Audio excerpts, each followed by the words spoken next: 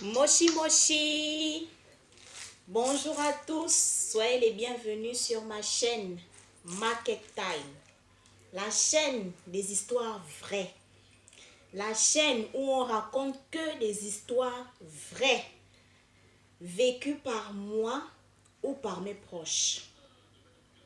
Alors aujourd'hui, je vais vous raconter une histoire que nous avait racontée notre professeur. Alors, après l'obtention de mon baccalauréat, je me suis dirigée vers une université privée pour l'option carrière juridique. Et donc, en première année à l'université, on faisait tronc commun avec les élèves de gestion et comptabilité. Donc, notre professeur nous enseignait la gestion et la comptabilité. Donc, il y avait des élèves de gestion comptabilité et ceux du droit. On faisait tronc commun en première année. Alors, un jour, il nous raconte un petit peu comment il a fait pour devenir professeur de comptabilité, de gestion et de comptabilité. Il nous a dit qu'il a fait ses études au Sénégal pendant 5 ans. Et après ses études, il est rentré au Gabon afin de pouvoir exercer son métier. Sauf que il nous fait comprendre que, bien évidemment, dans une salle de classe, ce n'est pas tout le monde qui est assidu aux études. Et il nous dit que dans sa salle de classe, il y avait particulièrement 2 Gabonais qui n'étaient pas du tout assidus, qui séchaient les cours. Il ne faisait absolument rien pour avoir la moyenne, ni même encore pour assister aux cours. Mais notre professeur, lui, il savait ce qu'il est venu chercher au Sénégal. Donc, il s'est concentré sur ses études. Il s'est donné à fond. Il a obtenu son diplôme et il est rentré au Gabon. Et donc, quand il arrive au Gabon, il dépose ses dossiers et il obtient finalement un poste de professeur. Et c'est comme ça qu'il nous enseigne. Et il nous dit qu'il faut être assidu dans les études. Il ne faut pas jouer avec les études. Parce que quand on est pauvre ou issu de la classe moyenne, il n'y a qu'avec les études qu'on peut s'en sortir. Il faut être droit. Il ne faut pas dévier à gauche ou à droite. Certes, ce n'est pas interdit de rigoler, d'évacuer un peu le stress des études, mais ça ne doit pas être récurrent. Il faut être équilibré dans toutes choses. Donc lui, il a été équilibré et il nous a dit que nous, en tant que nous, ses élèves, il désire également qu'on soit équilibré. Et il nous dit, vous savez, quand je suis revenu au Gabon, des années plus tard, j'ai été contacté par mes 2 anciens camarades de classe qui justement, eux, passaient leur temps dans les boîtes de nuit, passaient leur temps dans les bars, passaient leur temps à courir derrière les filles. Et ces 2 amis l'appellent et lui disent, « Ah, on est bloqué. Là où tu nous vois là, il faudrait qu'on se rencontre vite. Pardon, il faut venir nous aider. » Et notre professeur, vu que c'est quelqu'un qui a le cœur sur la main, il a dit, il n'y a pas de problème. Je suis là pour vous. Donc, ils se sont donné rendez-vous dans un coin de la capitale. Ils se sont retrouvés. Et là, il a demandé à ses amis que expliquez-moi ce qui se passe. Aux dernières nouvelles, vous aviez trouvé tous les 2 du travail. Alors, pourquoi vous m'appelez en catimini, presque en pleurs, pour me demander mon aide? Qu'est-ce qui se passe? Et c'est comme ça que les 2 étudiants, les anciens camarades de classe de notre professeur, lui racontent que ils sont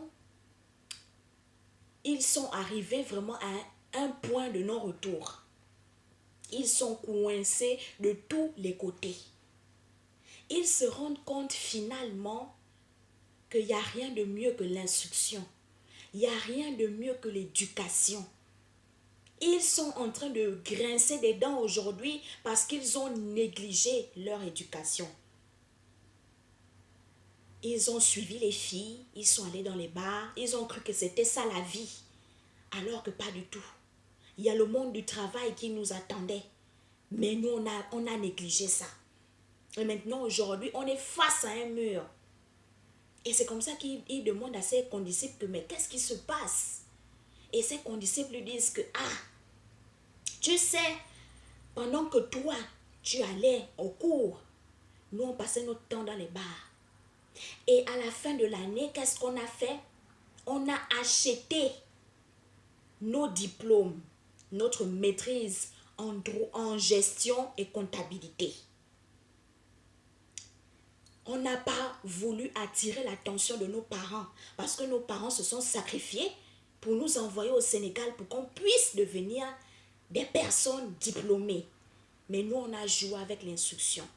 Et maintenant, on a acheté les diplômes, on est rentré au Gabon, nous avons postulé dans des sociétés et dans des banques de la place où on a été retenu parce qu'ils se sont fiés à nos diplômes. Mais maintenant que nous sommes on est maintenant derrière nos bureaux, on n'arrive pas à faire un bilan comptable d'une entreprise. On est bloqué. Et c'est comme ça que notre professeur dit, ah bon?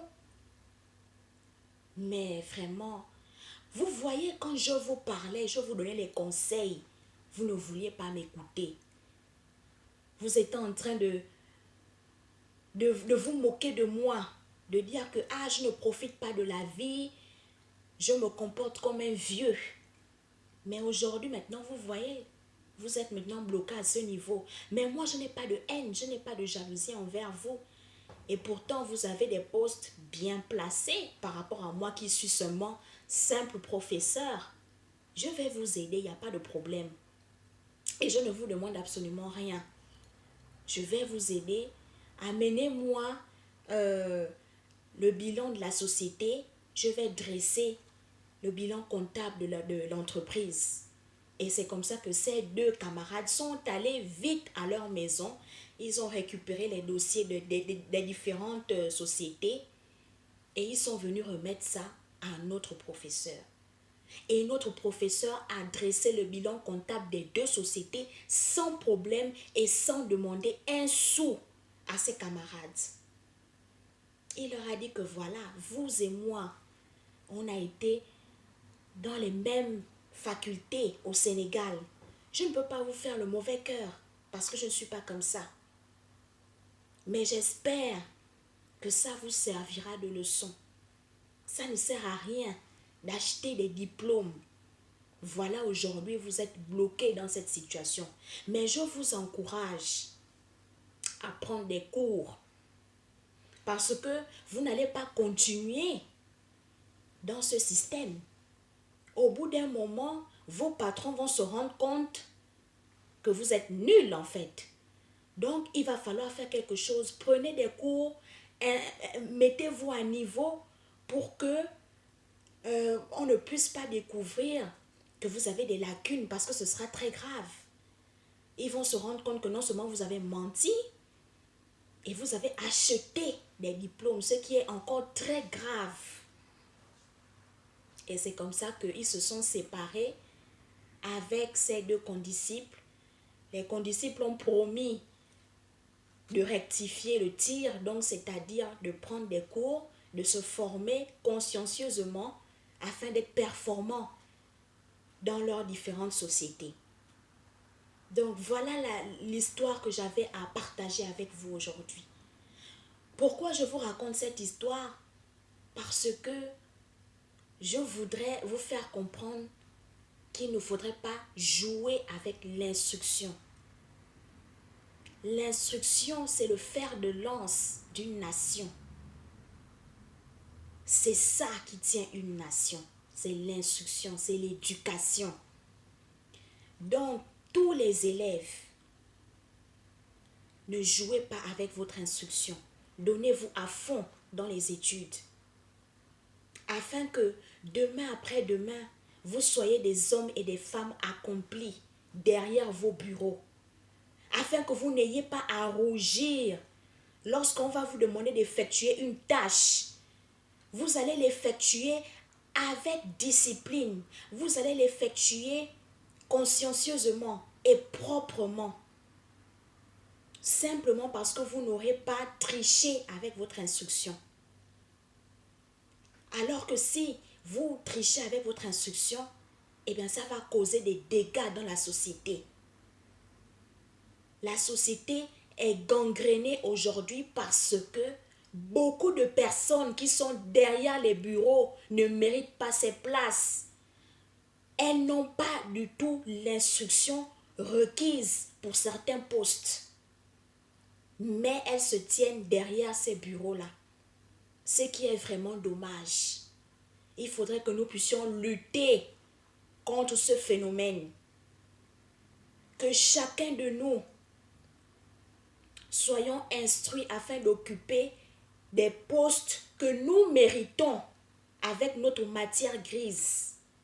C'est ça le plus important pour l'essor de la société africaine, pour l'essor de la société gabonaise.